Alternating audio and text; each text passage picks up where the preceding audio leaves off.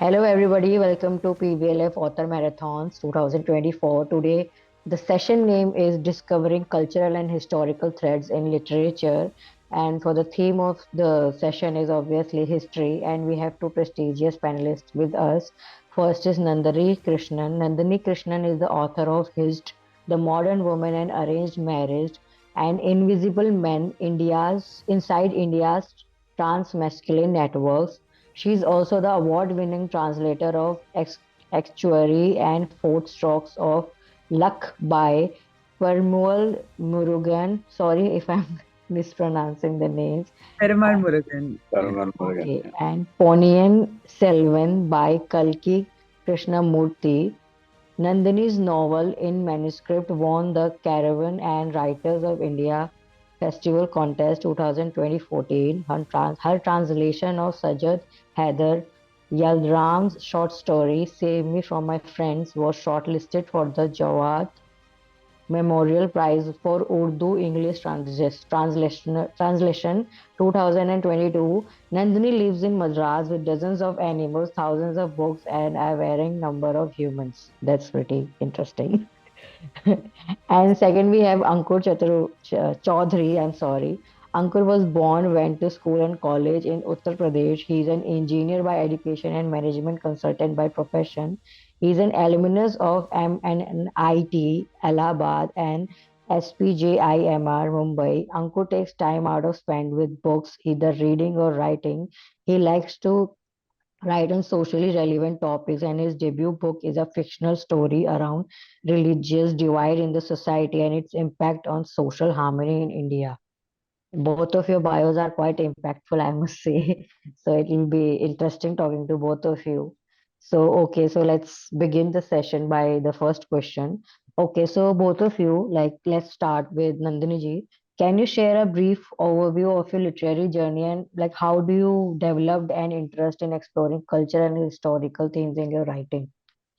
So I should also say for the viewers that I'm here also on behalf of Mr. Charu Nivedita, who's the author of Aurangzeb, and he unfortunately couldn't join us today because the Chennai Book Fair is on.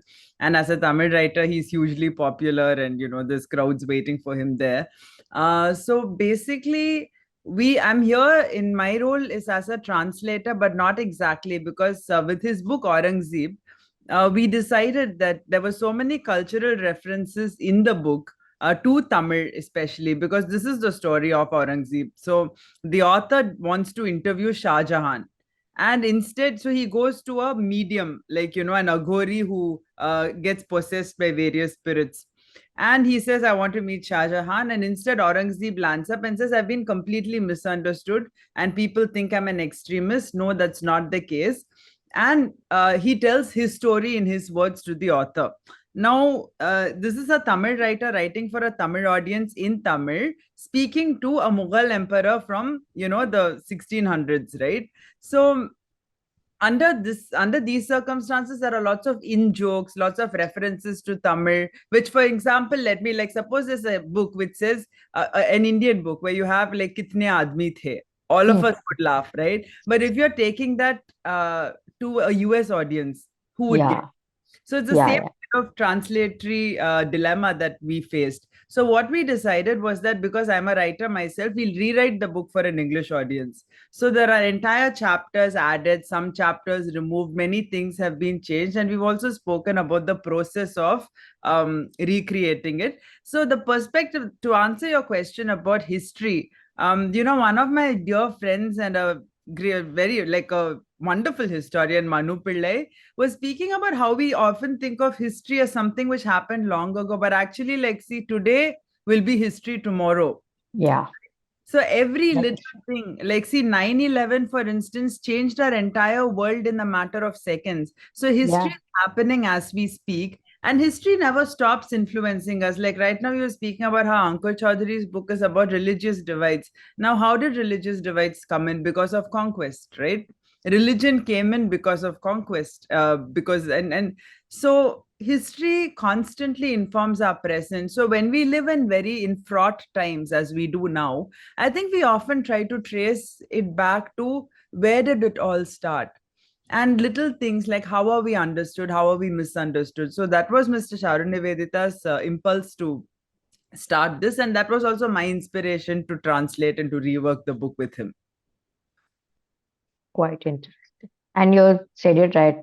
Like history is everything that has gone already. Like yesterday, yesterday was my history only. So yeah, that's good. That's pretty good. And Ankurji, what's your take? So I think Yeah. that is a very valid point by Nandini, right? History is something which is happening continuously. I was reading a news yesterday itself that Ram Mandir is going to be inaugurated on 22nd Hmm. January, right? And the head priest is from the same lineage of Gaga Bhatt. And Gaga Bhatt was the priest who coronated Shivaji Maharaj in 1675. So history is continuously happening, right? And it is being linked to the past.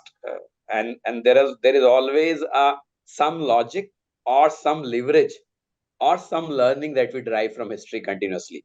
Different people use history for different purposes, but history is being used continuously actually. So how I or why or how I started reading first and then writing about history is mainly, so I focus mainly on Maratha history for last 2 3 years, and the reason is that Marathas remained a very big force in Indian subcontinent for a very long period. And if you see, we all know about Britishers, right? Britishers have been say almost for a couple of centuries. Marathas were almost for the same period. Uh, More than 150 years, Marathas were a big force. But if you go out of the Maratha region, is even to north or deep south, people have very little knowledge or very little understanding of deep things of Maratha Empire actually. And that's where I chose to write about uh, Maratha Empire, and that is the reason that we can take these aspects to larger audience. So, like Tamil literature is very rich, and there are very popular authors. So I can't read Tamil, unfortunately. But if it will not be translated, other audience will not read. Maratha literature is rich.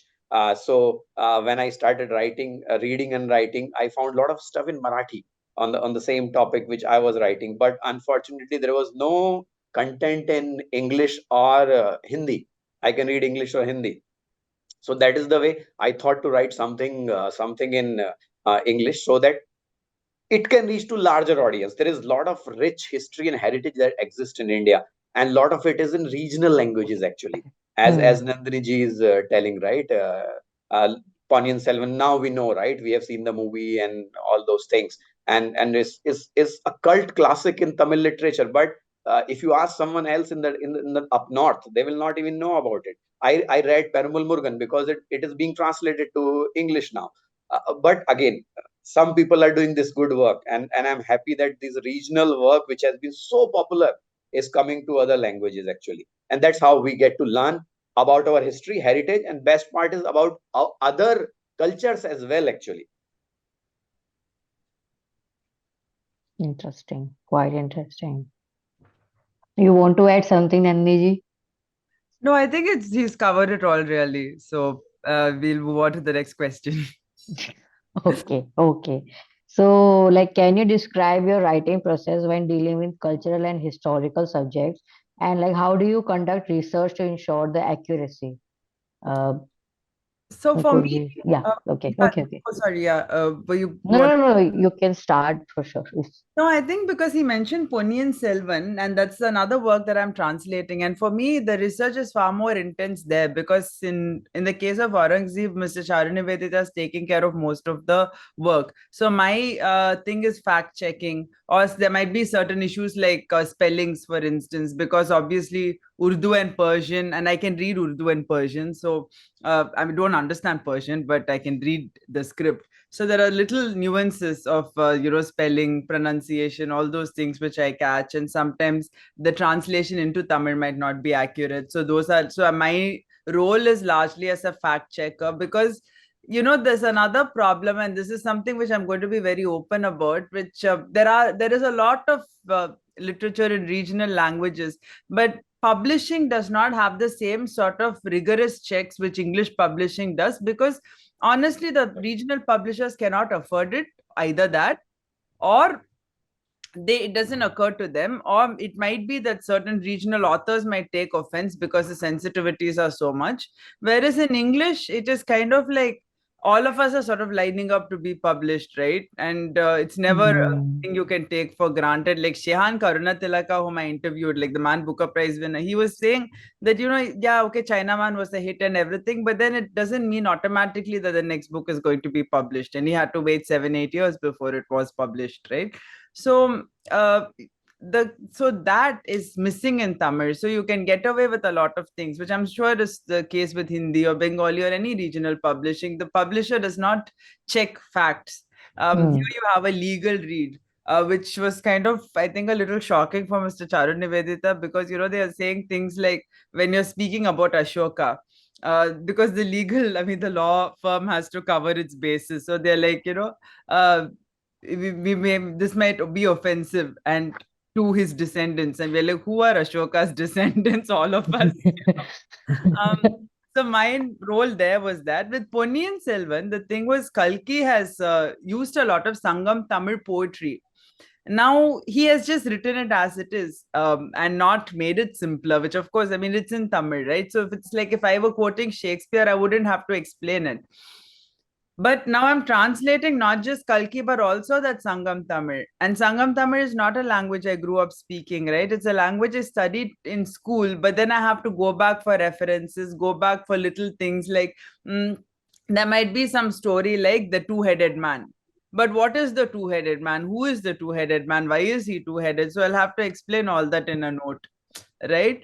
Like even Perumal Murugan, whom we mentioned, Madhuru Bagan, it was translated as one part woman. It basically means a man who's a man who is also part woman, right? So which is a reference to Yeah. Ardhanarishwara. Now I can say Ardhanarishwara and you both will understand, but if I'm again explaining to an American audience, I will have to explain that entire story of Shiva Parvati. So those are the, Yeah. so I'll have to look up references when I'm dealing with historical and cultural research as well as translation. Right. Like you can't entirely take the references from India, I think. If your target is like for the worldwide, so like you can't take the references from like our regions or our religion or our culture, because there they can't able to understand like where we are coming from, maybe. No, there are equivalent stories, for everything. Like, for example, you have Greek mythology where, so you can always draw parallels, but Yeah. you have to look at that. But I think even while writing historical works, because I do that as well, you have Yeah. to research the time, because it's so easy. Like we forget, like we all might have grown up with those round dial phones, right? So we forget when that phased out to give to for button phones, when caller IDs became a part of phones. So you have to be extremely accurate.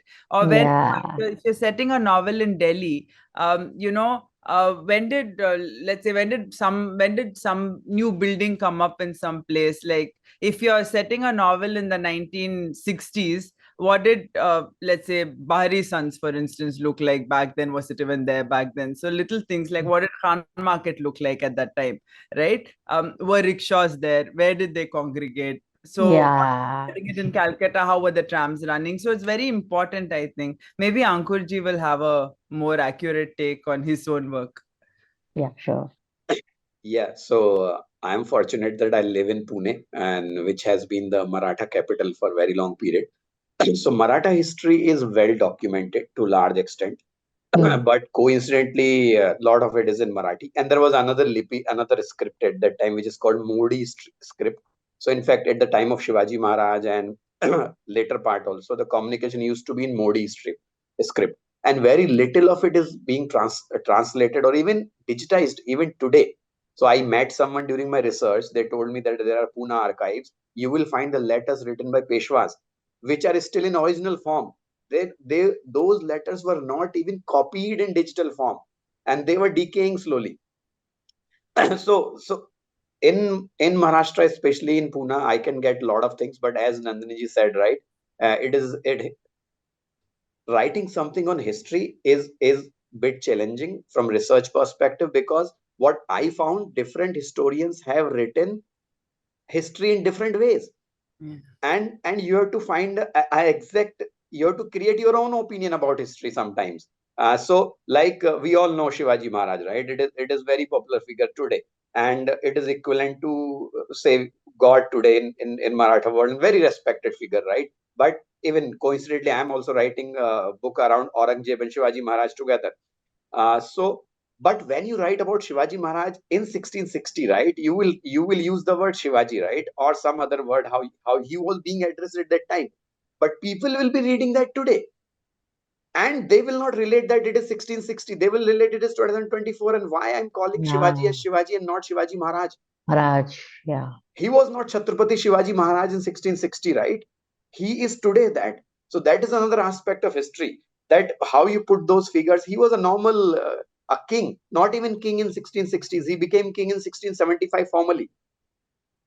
He was just a kind of, Aurangzeb considered him a landlord.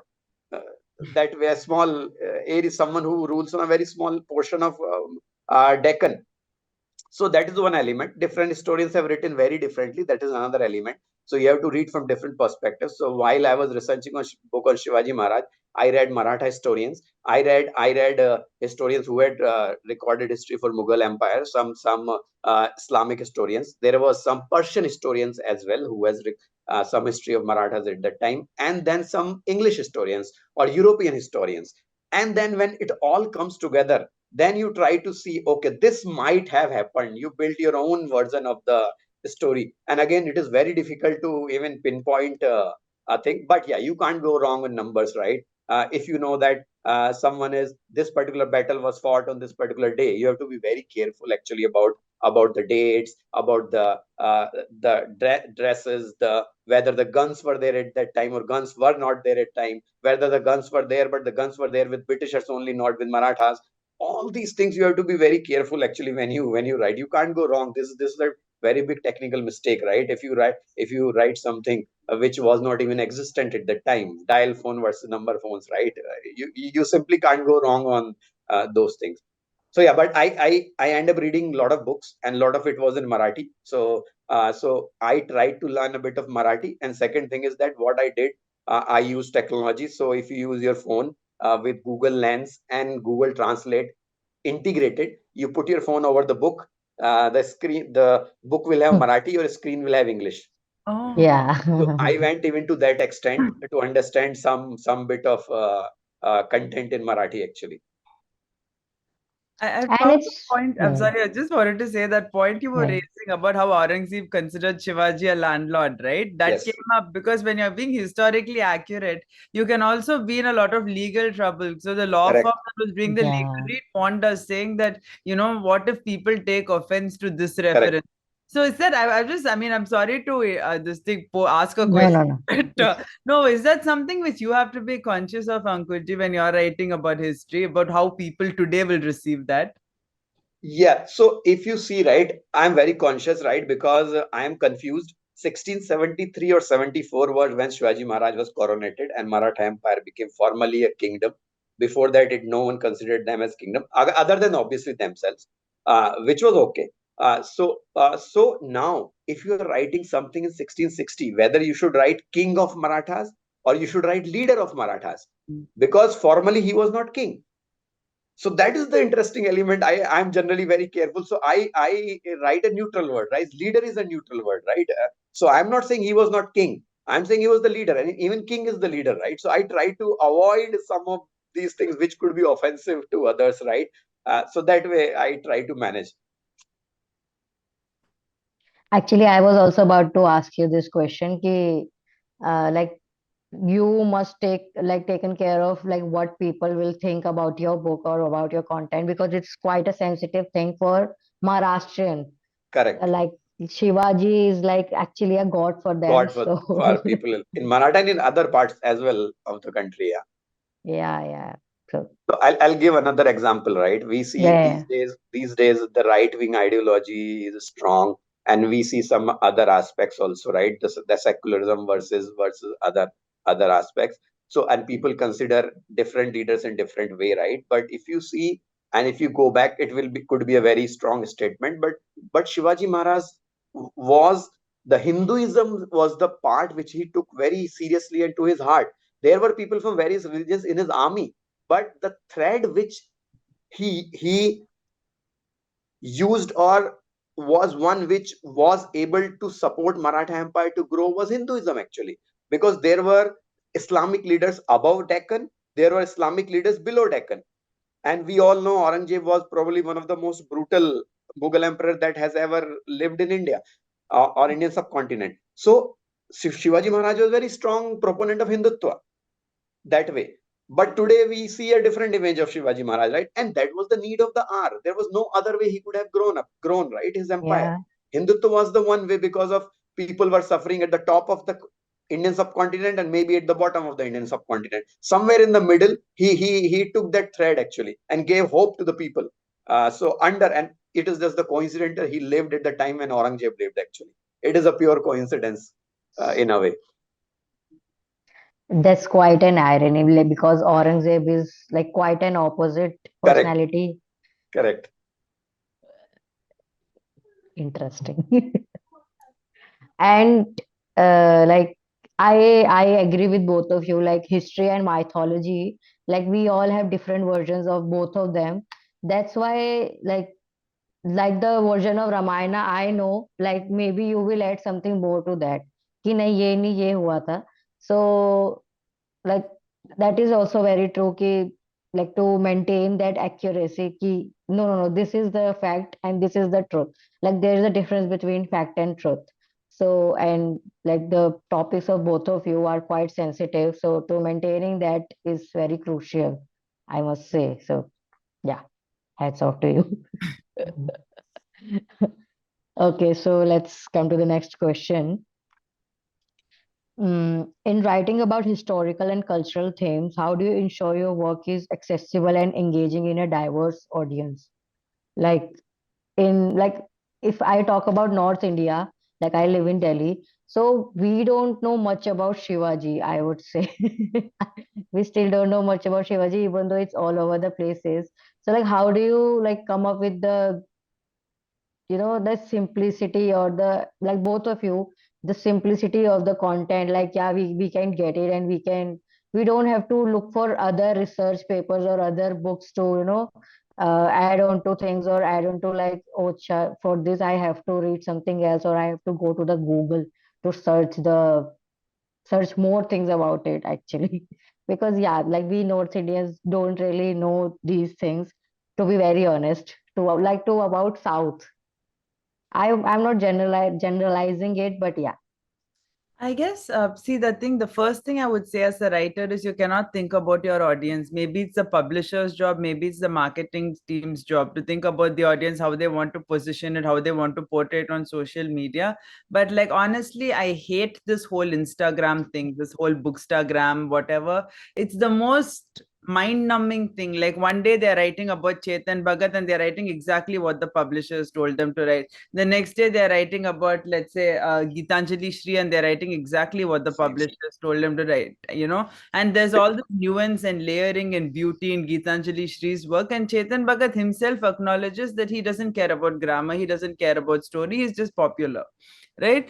So when you have such, so that is, so I mean, do I care whether my book sells 150,000 copies? Yeah, I mean, I could afford to live off my writing, but then, you know, I'm sure that in Shakespeare's time, there were thousands of playwrights whose crappy plays were being staged, and maybe they had bigger audiences, and maybe they made more money also than Shakespeare.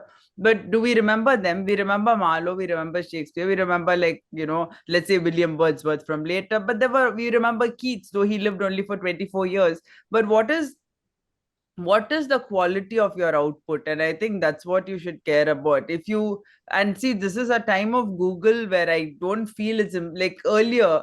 Maybe if you'd said something like even Chhatrapati, right? Maybe a non Hindi and Hindi related language speaker would not have understood what Chhatrapati meant. Now, if you want to, let's say you're from wherever, Kerala or Tamil Nadu, and the only language you speak is Malayalam or Tamil, then you can Google it and find out what it means. What is the origin of the word? Why is he called that? When did he become Hmm. an icon of, this was also because this whole thing of the Shivaji festival celebrating Ganesh Puja, all these were things which came when the Indians were fighting the British to create a sense of nationalism also. So maybe he's more of a religious icon now than he was back in his time. Back in his time, like Ankurji said, he was fighting oppression in his mind.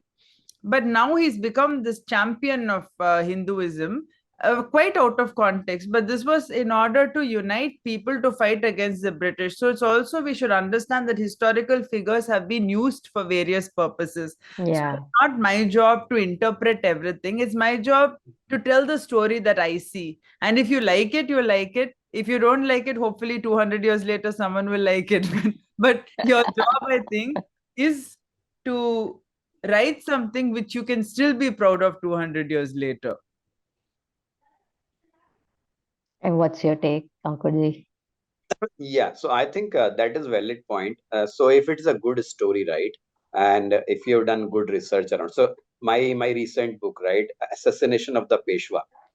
So if you see in 1773, when Maratha Empire was probably the strongest empire in Indian subcontinent, right, Britishers were just gripping, but they were not the strongest. Mughals were done. Aurangzeb, that was a 60-year-old story. Marathas were very powerful. They were ruling till Delhi. And sitting Peshwa of Marathas, the person who was ruling Peshwa at that time, he was assassinated inside Shaniwarwada, which was the capital palace of Marathas, by his own security guards.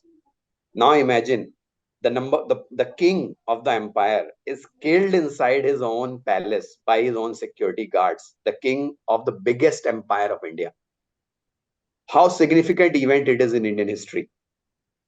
So that, but this is fact, and people will not read fact. They have not read it till now, right? So I tried to create a story around it, and obviously there is long conspiracy behind it. It has not happened in a day, right? There was a very long conspiracy behind it. So when the dispute started, how it happened, why it happened, and ultimately it culminated to the assassination of the Peshwa. And in fact, this event is so significant. The Peshwai was over. After the murder of this Peshwa, the Peshwai was over. There was no more Peshwai. Peshwa's era was finished. And he was grandson of Bajirao Peshwa, who was assassinated. And the Peshwas ruled for almost 60 years before this event happened. 60, 65 years they ruled, and then a Peshwa was assassinated inside the palace. So I tried to write a good story and try to remain true to the history, what would have happened at that time, with no deviation from the facts. And yeah, so and write in another language, try to keep it simple, and wherever feasible try to mention as many facts as possible, a bit of the era around that time. So how Pune, details about Pune, Shaniwarwada, some more addition about people, explaining people. So there was a proper justice system at the time. The Ram Shastri Prabhune was the chief justice of Maratha Empire. I try to explain about him, who was he, try to explain other people, Nana Fadnes and all. So many people were there, right? So many powerful people in Maratha Empire.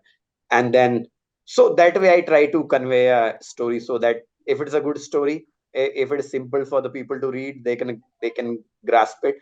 So people will like a good story. Actually, personally, I am an avid reader, and I can read a book from Afghanistan or from Denmark or from Pakistan or from US, any region, if it's a good story, even if I may not get the contextual setting, but when I read it, if it is written in a way, a good book, a good story, reader from any part of the world will like it actually.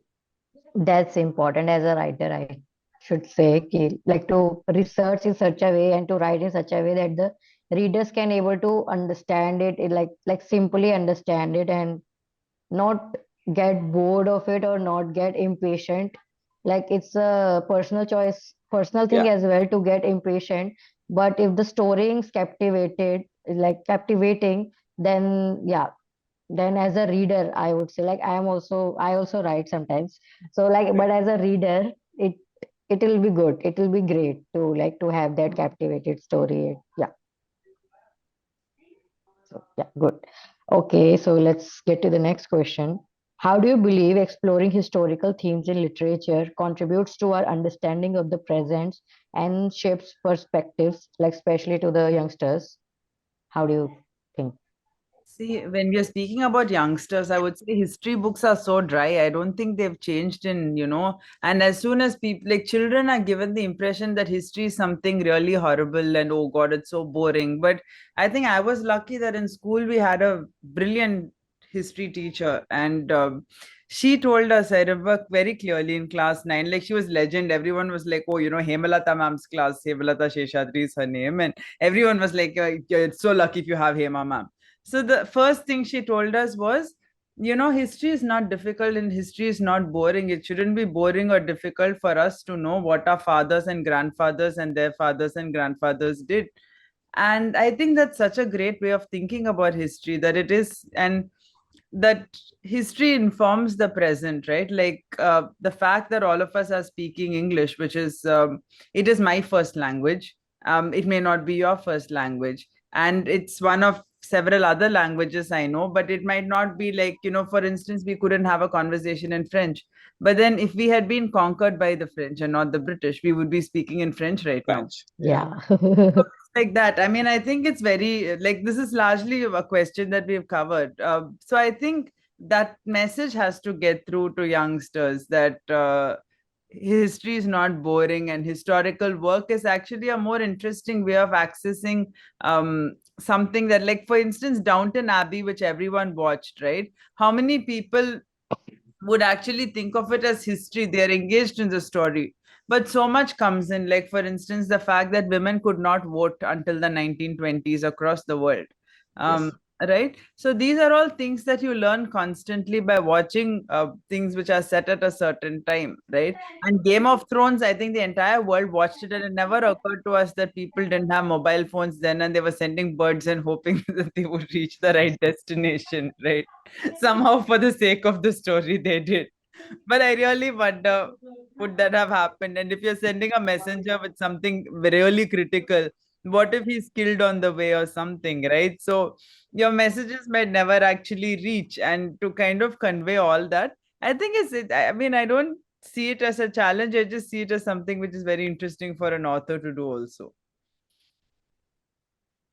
And Ankurji, what's your take? Yeah. And so I realize it now, right? As a child, I was just okay in history. I'll say not very good or not very interested. But now I feel that what the problem was with me, or is in general, is that we read history from the perspective of what and who, Hmm. and we don't read or don't teach history from the perspective why and how. And history lies somewhere between why and how, Very true. right? So that is what is missing in teaching actually. So in 1947 we got freedom. In 1857 Rani Lakshmibai fought for Gwalior, uh, for Jhansi. So these are the things we know. These are facts, hard coded facts, right? But there is a story there. Rani Lakshmibai was a woman, right? A young Hmm. woman, widowed, recently widowed. Now you look from this perspective. A very young woman, recently widowed, with a child, of very young child, bounded to her back, and she was fighting. Now you imagine this. So you will get interested in history, right? If you look from this perspective. And another example, so why people should learn from our history, or youngsters should learn today. So there were a lot of misinformation that is spread across societies, right? And this could be because of various reasons. Uh, like women were not treated well in India, right? This is generally are not treated or were not treated. A lot of bad practices were there. Sati practice was there, which was not good, I'll say, but there are a lot of good practices also. But no one tells about good practices. So taking again example of Shivaji Maharaj, very few people will know out of Maharashtra that large part of Shivaji Maharaj's life is overshadowed by his mother. Jijabai was very strong, had very strong influence on Shivaji Maharaj. He used to respect her like anything. Lot of decisions in Maratha Empire under Shivaji Maharaj are influenced by Jijabai. She was so popular. She used to attend court regularly, and she used to give her inputs regularly to Shivaji Maharaj. She was the one, and she was the kind of single parent. Shahaji Maharaj was living far away with Qutub Shahi. and she was living in Pune and another part of Maharashtra from very young age with Shivaji Maharaj. So now imagine, think this story like this: a woman raising a child who becomes so powerful, so knowledgeable, so brave that he creates his own kingdom. So we are not taught stories like this. She was such a powerful woman, right? And there were so many other women rulers in India. Who Ahilyabai is another example. There was Rani Bakka down south, another example. There were so many women rulers who ruled, and they were very efficient, very good rulers, very popular in their kingdom actually. But we all know that there was sati practice in India. We don't know that Actually, there was such a good powerful women rulers who have been very efficient, in fact much better than many of their men counterparts in neighboring kingdoms. actually, the education system is also takes some part in this. Like the Correct. textbooks, if I talk about, like they were quite boring. Yeah, correct, that's what Like, I said. They were what exactly. and who. Yeah, like they were written in such way, like it's all dates, dates, dates, dates. Correct. So like people, like students get like used to get bored. I don't know about the today scenario, but in my time, like I was a CBSE kid, so there was like my books were quite boring if I talk about history. So if I see today's kids book, like the normal reading books of kids books, they are quite interesting, like the way it's written now, like the illustrations and the writings, they are very much in like engaging. I would love to read those books by myself. Like yesterday I saw this book, it was it I don't remember the name, but like it was a female writer. So she wrote a book, like she's an Indian writer, so she wrote a book about artists of all over the world, like for the kids. And it was quite interesting book, like there was art all over the book, and they were like she told about the artists, like Picasso and Vincent and whatnot. And I was quite engaging. Like I sat down and I literally read the book, and like not the entire book, but yeah, like it also plays a part. Like how do we present our history in front of the students, because that's the like the studying, like the education is our base. Yes. So if it's written, if it's presented it in an interesting way, so that's how we'll grow up that way, I think so. Like I also had a good teacher in history, so she used to teach us in such an interesting way, in such she used to teach us actually in like as if it's a story and it's not a fact. So I think that also makes a big Yeah, role here. I think Ankurji summed it up really beautifully, saying that we don't really learn the why and how. I think that's the sentence. Yeah, Remember, that's what exactly. we call. Hmm. Like there, like in my like in school times also, like there was also they just used to throw the dates on us. Ki, like in 90s this, or in 80s this happened, this happened, this happened, but why? Yeah. What was the fact? So yeah, that was it. Okay, so now we'll go to the specific questions. And the first one is for Nandini ji. So, like your question is, translating a work with cultural and historical references can be challenging. How did you approach preserving the essence of Charu Nivedita's writing while making it accessible to English speaking readers? And my add-on to that question is like, how did you learn about Urdu? Because I am very intrigued by your when you said that you know Urdu and Persian also. No, it's the same script. It's like if you can read Hindi, you can read Sanskrit, right? You might not understand, but it's the same script. So you can figure out spellings and things like that. So I don't understand Okay. Persian too well. I just have a basic knowledge of it because one of my closest friends is Iranian. So I kind of, but spoken Oh, Persian now is different, obviously, from the Persian of Aurangzeb's time or whatever. Mm, Urdu, I guess. I mean, I lived in Delhi for some time and it just sounded like a very beautiful language. And I also lived in Delhi in the late, like in the 2000s, 2007 to 2010, which was also a time when I was seeing this because this was pre 2014, right? The Congress was in power at the center at that time. but there was this build up to creating this. So there was this divide between Hindi and Urdu, and I would see that constantly. Like people would use certain things, like they'd say, "Oh, you should not say azadi, you should say swatantrata." These were all these little Twitter battles which were being fought. Um, This though happens today also.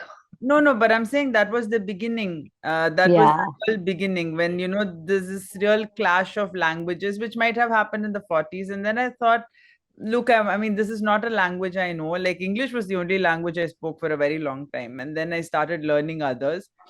And living in Delhi, you don't really have a choice. You end up picking up the language. And yeah, mixture because there are people from all over the place. So you might use, like, you're constantly speaking a mixture of Hindi and Urdu. And when I went to Old Delhi, I just saw the Urdu script, the Nastaliq script, I should say. It might not, and there were Urdu writings on the walls and things like that. But then I just thought, like, I really want to read the script. It looks so beautiful. So then when I came back, I moved back to Madras and I went to, I found a teacher of Urdu. In fact, there's a very vibrant, the only, I think, Urdu newspaper which continues to come out, a handwritten newspaper, is brought out in Triplicane in Madras. Because there's a big Urdu community here who write in Urdu and things like that. So I found a teacher, and so since 2012, I've been with Dr. Javeda Habib. She's a teacher at one of the colleges here, SIT College. And yeah, so I've been learning individually from her, and I just found a passion for the language. So that answers that question about my Urdu. So with Charun Nivedita, see, the thing is, what I wanted to carry about him is not the story, because what makes him an icon in Tamil is the way he tells the story, the person he is, the things he says, and his sense of humor.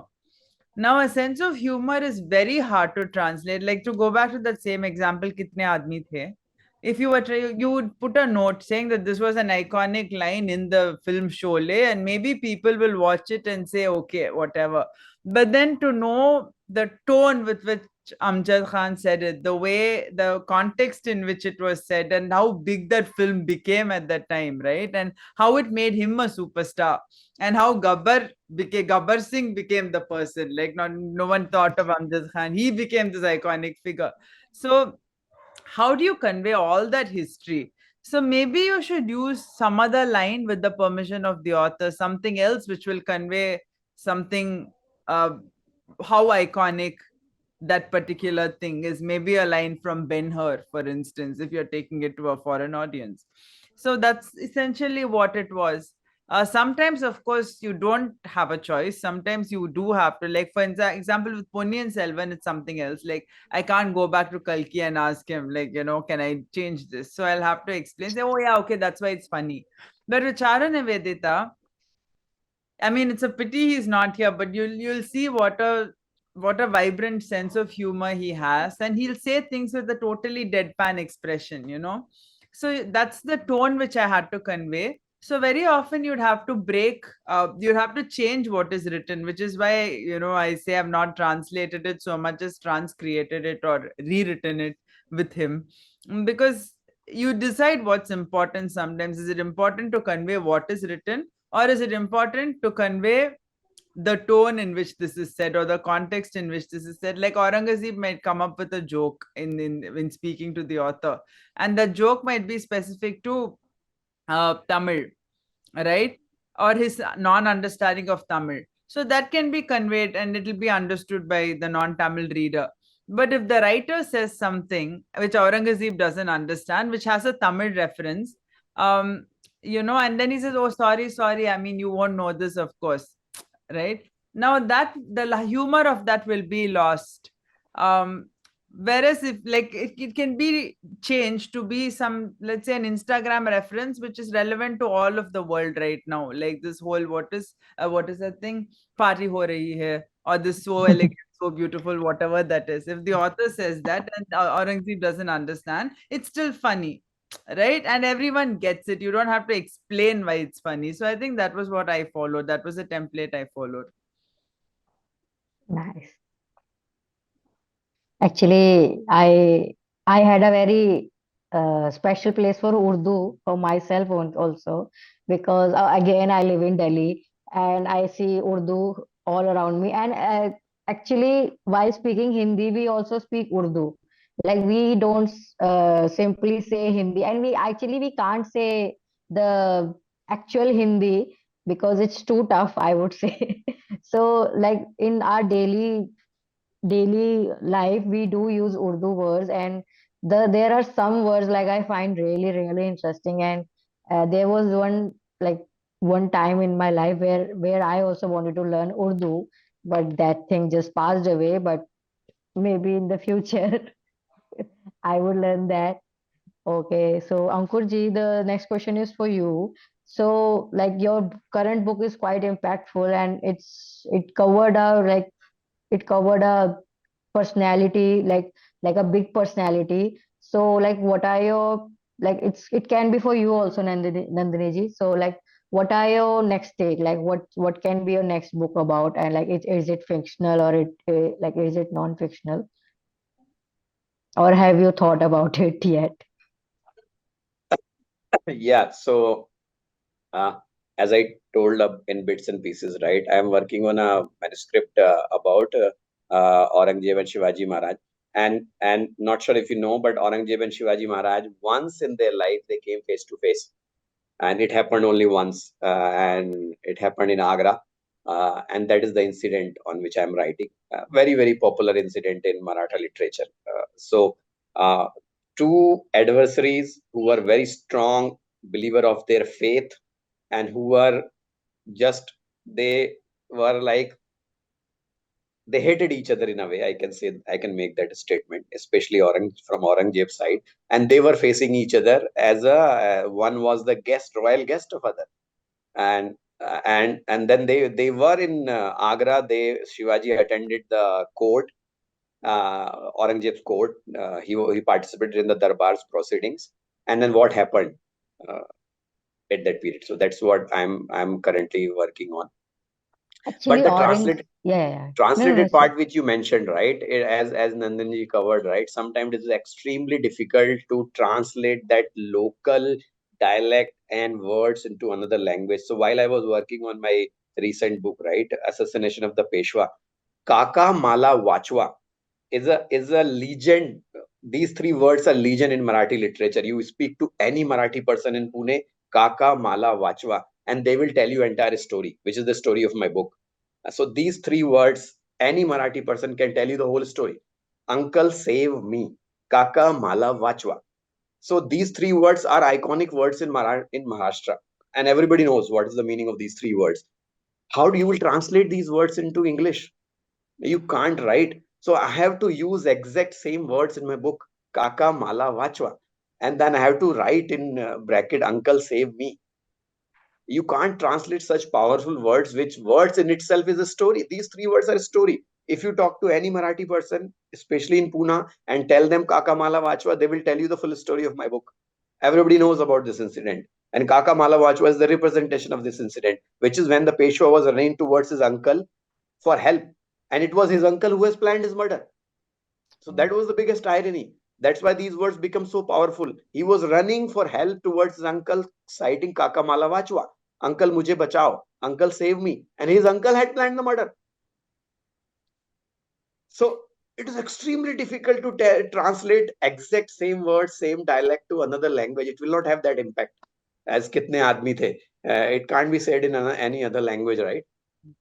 True.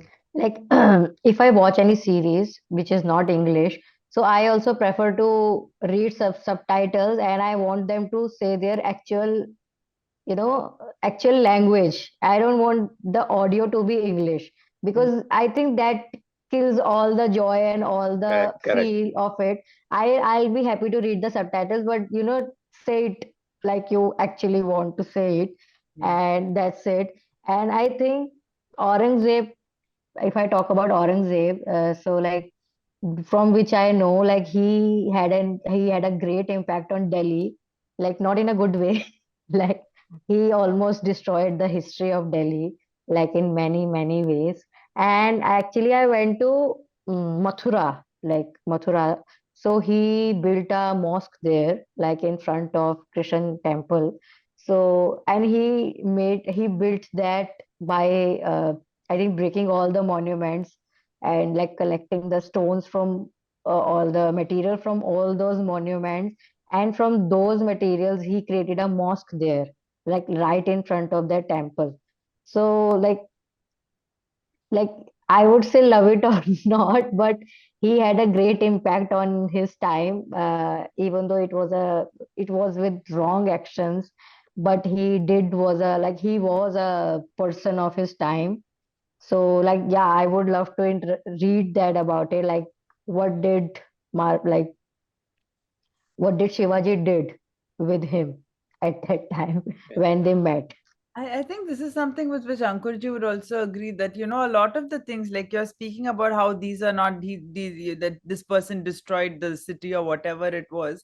But when you go back to history, you realize that it's not really the case, that there are so many things, so much subtext, which we don't really get when we say when we are looking at it from the lens of today, when we live in a Correct. country which claims to be secular, though how secular it is, we don't know.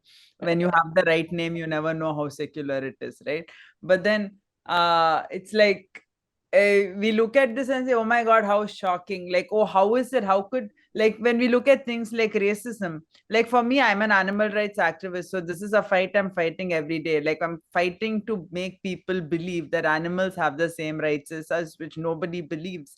But 100 years ago, people were fighting to make, like, men were fighting to make other men believe that women have the same rights as them. Correct. 200 years ago, Abraham Lincoln was assassinated for belief for more than 200 years ago. He was assassinated for trying to say that black people and white people are the same, right? Correct. So these are all things we often forget the context in which things. So back then it was the norm. Like, this is something which Arunivedita writes. Like, when he says Aurangzeb was accused of destroying temples or whatever, it was the norm back then to destroy everything, to raise everything to the ground when you go Uh, to a place. And this, you'll see, it's not just to do with religion, because this is something which comes in Ponniyin Selvan also. Like, if you've seen the movie, Arulmozhi Varman, the prince who becomes, the youngest prince, everyone is shocked and angry with him because he goes to Lanka and conquers the place but doesn't destroy everything. He Yeah. lets people worship, he lets people do whatever they want. And they're like, what are you doing? You're supposed to raise it to the Correct. ground, you're supposed to destroy it, right? So a lot of these things have to be seen in the context. And like Ankurji said, if we saw the how and why of it, and I think that's the purpose which literature serves, right? Like, yeah. Yeah, so I'll give just one example, right? sure. So we had a lot of history of invaders, right? Starting almost in 11th century or 12th century, right? And you know which invaders were the most dangerous or were most harmful to India? Those were Britishers actually. And which looks the most professional and least dangerous as conveyed as. So what is the biggest, I argue on this topic with people. So what is the biggest difference between Britishers and Mughals? I don't support Mughals or Britishers, any invaders at all.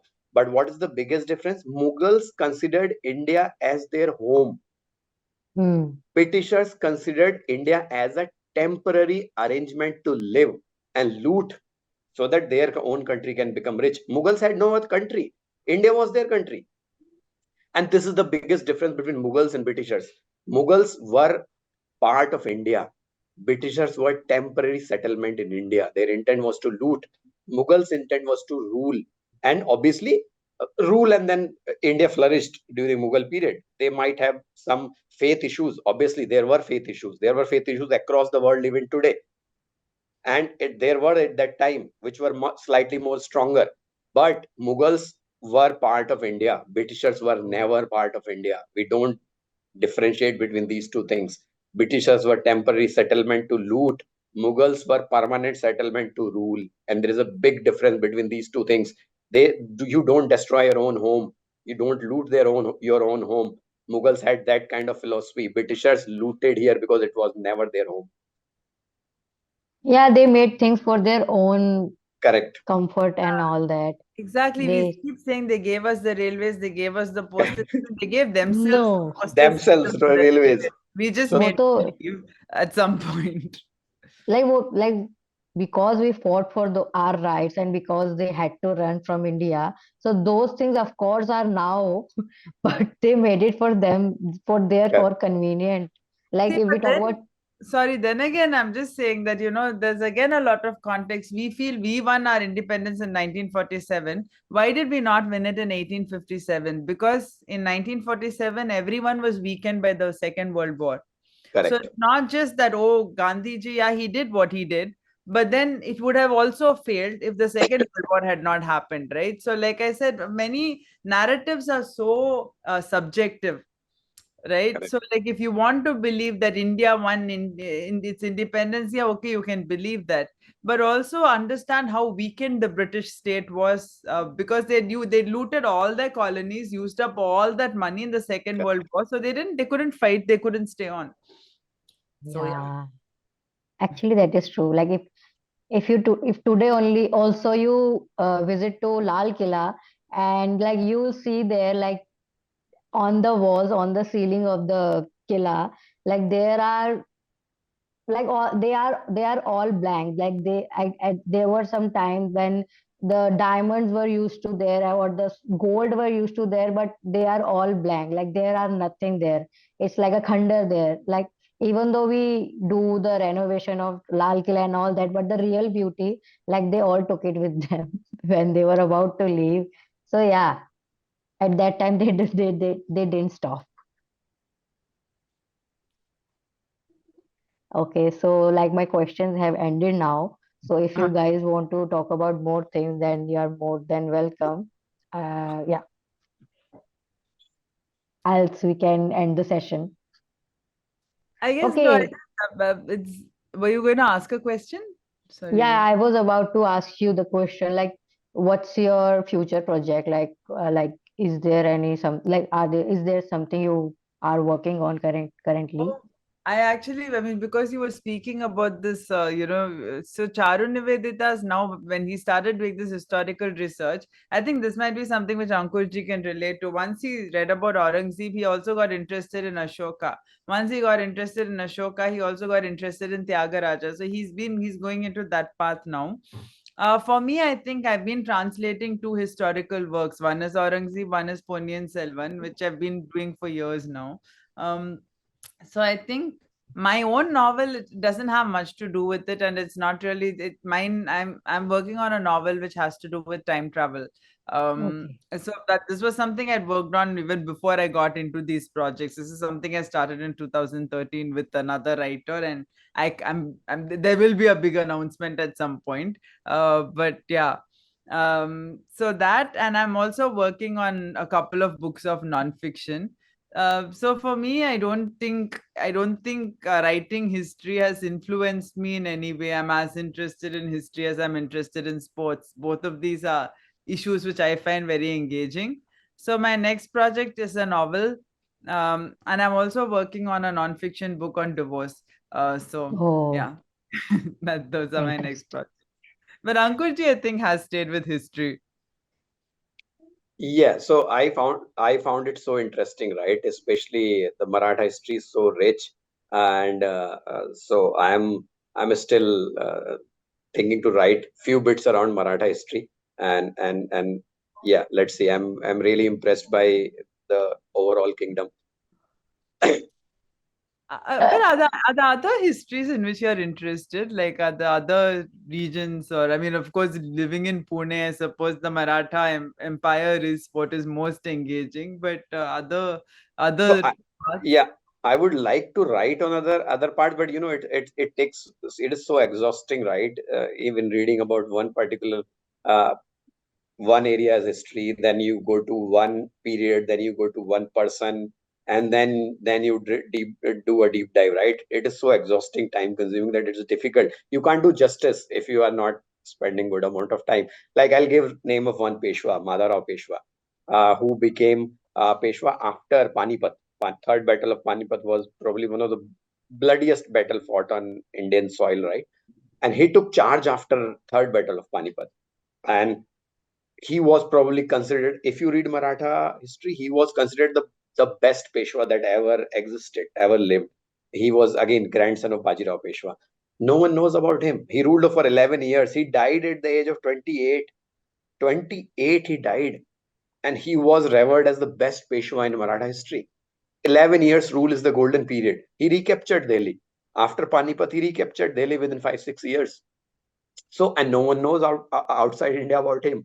I was so impressed. He had no kids, unfortunately, but he has not remarried. So we don't know, and maybe he was just, again, that's also a, this story also portrayed in various places, and there is web series around him in Maratha. So his wife Ramabai, and they were very close. He never remarried despite not having children and all those things, which was very common earlier. You are remarrying if you don't have a child, especially the men. uh, so again, very impressed by him, but yeah, I'm thinking to write around Maratha history for the time being, and then yeah, other, obviously I'll pick up something else as well. Right. I think with that we must be out of time. So I'd like to Yeah, thank Yeah, you sure, so, sure, so sure. much for this Yeah, opportunity. And Ankur ji, thank you for being here. you and speak to you. And I'll definitely pick up your books. thank you, Same. Nandini ji, thank you, Preeti. Thank you. I'm grateful to have you both here, and it was an interesting and engaging session. So, all the best for your future projects and for the current as well.